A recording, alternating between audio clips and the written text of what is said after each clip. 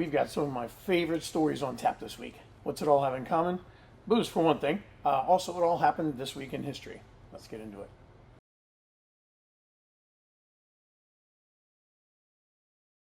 Welcome back to the Bartender's Almanack. It is a very literary episode this week, and since America just had her 250th birthday, this week we've got some of my favorite American storytellers. This first one happens to be a legend in and around the bar. It's the birthday of Ernest Hemingway, born in Oak Park, Illinois this week in 1899. Fair warning, I might decide to do something on him this time every year because the man is too big a figure to ignore, for one thing, and also there's just so much to tell.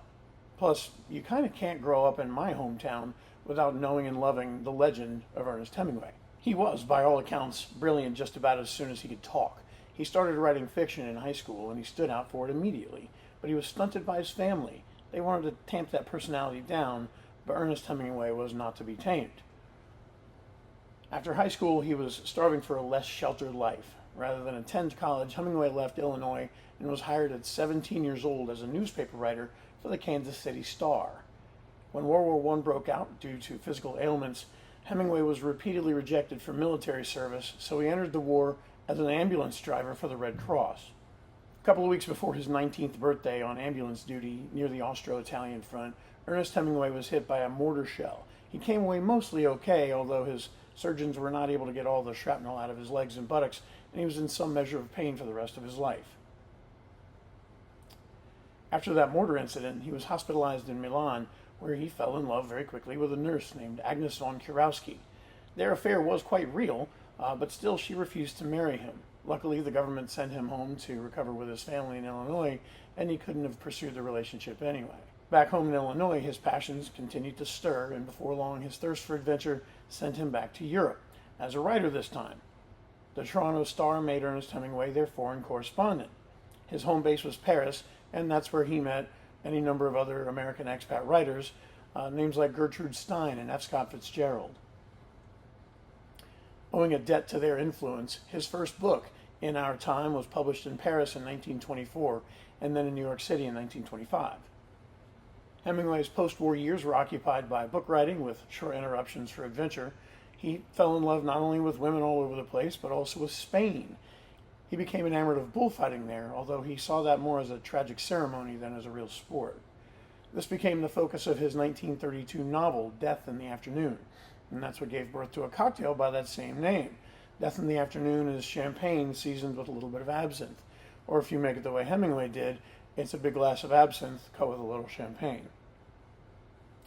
Later that decade, Hemingway traveled to Africa for safari, and that's where he wrote in the morning and he hunted in the afternoon. He learned to fly a plane, but he really wasn't very good at it. He actually crashed 2 days in a row. While he walked away unharmed from the first one, the second crash very nearly took his life. It's believed that his only anesthesia at that time was alcohol, and that's when these injuries saw the beginning of a long life of problem drinking. Hemingway closed out that decade with the purchase of a large property in my hometown of Key West, Florida. On that little island, all the way at the end of the road, Hemingway was once again known to write in the morning and drink after that, very often at a local tavern called Sloppy Joe's. When the building owner wanted to raise the rent for Sloppy Joe's, the bar owner refused, and Sloppy Joe's was simply moved around the corner to a new location where it sits in the present day. But Hemingway, he took a souvenir. After paying his last tab at the original location, he went into the bathroom and tore a toilet off the wall, and he brought it home. Despite his wife's strong objection, that toilet was turned into a planter in the yard, and it sits there to this very day on prominent display at what we now call the Hemingway House Museum, just a handful of blocks from the final location of Sloppy Joe's Bar on Duval Street in Key West. Some years later, he and his wife settled at their new home, just 90 miles away, down in Havana, Cuba. There were any number of pretty fabulous cocktail bars down there to host him every evening once the writing and the fishing were done. In Havana, he earned a nickname among the bar staff. Everyone had always called him Papa Hemingway everywhere he went, but in Havana, the bartenders called him Papa Doble. And this is because, for that man, every drink was a double. Legend has it that his personal record was 19 double daiquiris in one night. That same legend boasts that his wife, she took down 27 double daiquiris the very next evening. In 2017, a distillery opened up in Key West, in a building where Hemingway is said to have fought in boxing matches way back then. It was a carriage house in his day, and the matches would have been on hay-covered floors, but nowadays the building houses a distillery called the Hemingway Rum Company. That's where they make Papa's Pilar rum. Rum is named both for his fourth wife, whom he lovingly called Pilar, and for the boat he took fishing every day while he was in Cuba when he was riding the Old Man in the Sea. The distillery tour gives wonderful insight into the legend of the man, and it culminates with a pot and column hybrid still that produces a rum that Papa Hemingway would surely have loved. I personally had the honor of opening that distillery back in the day. You'll see me right there alongside with my friends Mark Straighton, Bahama Bob Leonard, who has one of the world's biggest blogs all about rum, if you feel like looking that up, and right there in the middle in the front is our founding head rum maker, my friend Carlton Grooms. If you ever get yourself to Key West, this is a must-see stop, as is the Hemingway House Museum. Now remember I said Hemingway had shrapnel in his legs and buttocks from that mortar shell in World War I, right? Well, if you take the tour of the Hemingway House Museum in Key West, you'll see his little writing room, and you'll notice his typewriter is up on a high-top table with no chair. He wrote standing up because all that shrapnel in his lower body, it hurt him to sit down. And by the way, that's why he did his writing in the morning. He had more creative energy first thing in the day, of course, but he also had more energy to stay standing while he gave us some of the finest literature to ever come from an American mind.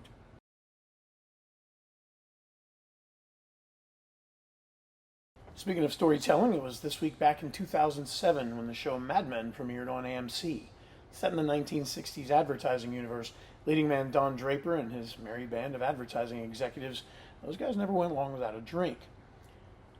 The American economy was booming, consumerism was at an all-time high, and America had learned a thing or two from Prohibition, so alcohol use had way more of a social utility than it ever had before then.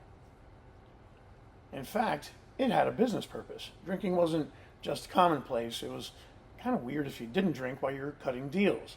Everyone knows booze as a social lubricant, but in the business of advertising at a time when America was finding her way as the lone superpower of the 20th century, well, alcohol was absolutely essential.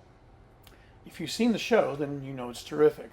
It was created by one of the producers of The Sopranos, actually, and these guys, that whole production team, they left no detail unrealized. You could even translate the tone of the show in terms of a cocktail recipe. 2 parts egotistical arrogance, a couple dashes of maybe some misogyny, and just enough sugar to bring it all together. And forgetting the analogy, the production team, they went deep on nailing down the authenticity of the actual cocktails they portrayed on screen, right down to the glassware it all came in. Every Collins, every Manhattan, and every martini, they were all picture perfect. Separate from the production team, some writers that were not a part of the show got together and published a Mad Men cookbook.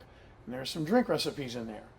We've got another video on our sister channel called Cocktail America where we make one of the drinks from that Mad Men cookbook. My producing partner Alyssa and I recreated that drink just exactly as it's described in the cookbook, and then we do our own take on it. That video will drop a couple days after this one does, but you can check out the link in the description if you want a little taste of what Don Draper and his sidekick Phil were sipping by the pool in Beverly Hills. Speaking of what they were sipping on screen, there are a ton of online resources to check out even more of the drinks shown across the many seasons of Mad Men. There's a blog called Home Bar Girl where the host has a series called Drinking with Mad Men. There's a ton of this stuff on Reddit, and of course there's little old me trying to keep the legend alive.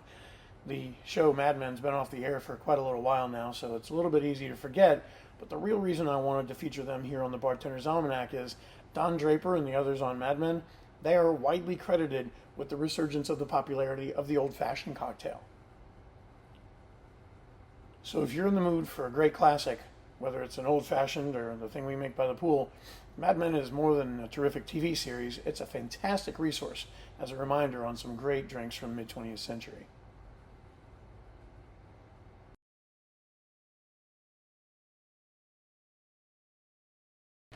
And now let's tie all this great writing and heavy intoxication together.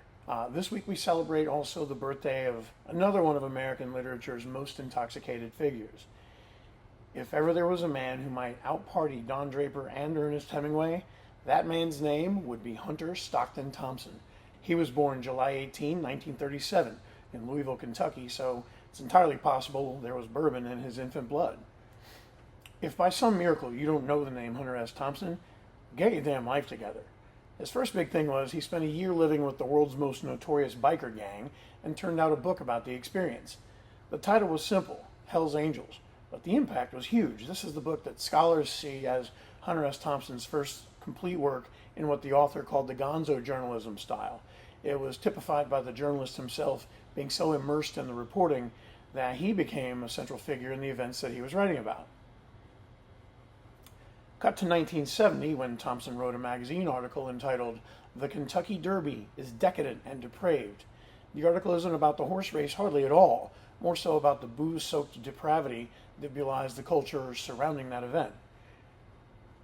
One might read that article and come away thinking that the race is superfluous and it exists just as an excuse for bacchanalia. I've been meaning to get up there and see it all for myself, but every time I'm in Kentucky, I just keep getting distracted by all those gorgeous distilleries everywhere. In 1972, Hunter S. Thompson released the work for which he is most famous. It's called Fear and Loathing in Las Vegas. Thompson wrote the book while struggling intellectually with what he saw as the failure of the counterculture movement of the 1960s.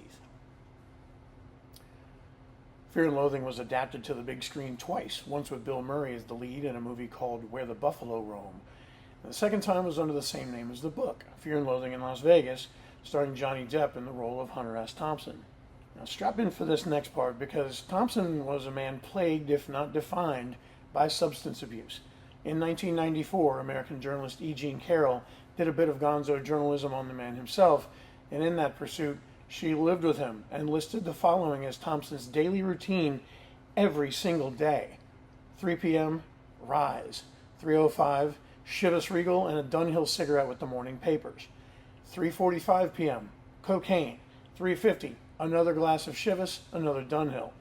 4:05, first cup of coffee, Dunhill. 4:15, cocaine. 4:16, orange juice, Dunhill. 4:30 p.m., cocaine. 4:54, cocaine. 5:05, cocaine. 5:11, coffee, Dunhills.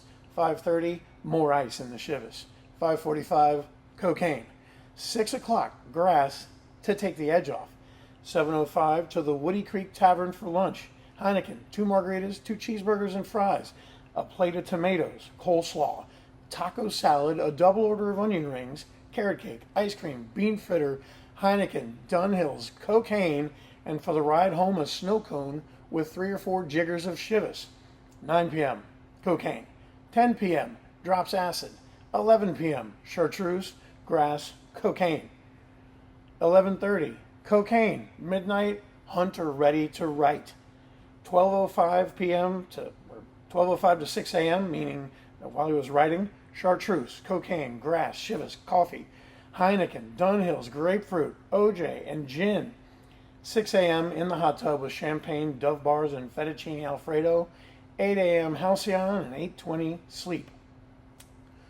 Just so you know, Halcyon was a prescription sleep aid that was like an ancestor to Ambien. It was very potent, extremely habit-forming, and before things like Ambien came along, Halcyon was a short-term prescription aid that you would only generally get for like a week to snap you back into a better sleep rhythm.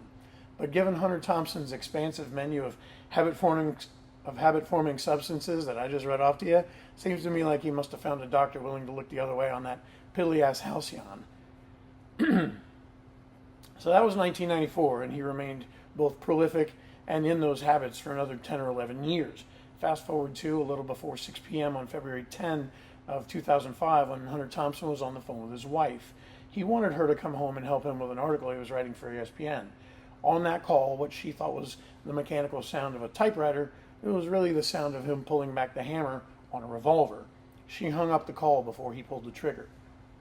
2 of Hunter Thompson's children were home, and they were actually in the next room, as a matter of fact. But they thought the gunshot was the sound of a falling book, and they didn't immediately go to check on him. Once the truth was discovered, and before the police arrived, Hunter Thompson's son Juan took his father's favorite shotgun outside and fired off 3 rounds into the sky to mark the passing of his father. Police records indicate that Hunter Thompson's typewriter had a piece of paper in it with only a few keys having been struck. The paper said February 20 and then just the word counselor. He was 67 years old. 6 months later, Spirit in the Sky by Norman Greenbaum and Bob Dylan's Mr. Tambourine Man were played at high volume when Thompson's ashes were fired from a cannon. It was a private ceremony done from a cannon that Thompson himself had designed some years before, and Johnny Depp paid for the whole affair. Hunter S. Thompson, who said, "I hate to advocate drugs, alcohol, violence, and insanity to anyone, but it's always worked for me." That'll do it for this week's Bartender's Almanack. Lots to raise a glass to and lots of old books to go back and get into and read. If you like what you're seeing, we'd love for you to share these videos on your social media. And if you want more of this kind of content in different formats, we have clips on TikTok and Instagram. Plus, I publish some of these stories and other musings on my Substack under the name The Bartender's Almanack. And of course, I just mentioned our other channel called Cocktail America, where my partner Alyssa and I have all sorts of fun content in the queue. All these channels are pretty young, so if you want to do us a great big favor and hit that subscribe button, get the bell on, and keep your eye out for all the fun that we've got coming, we would love that. It would really help us out a lot to get everybody aware of the channels. Thanks so much, you guys, for stopping by. Stay classy, and we'll catch you on the next one.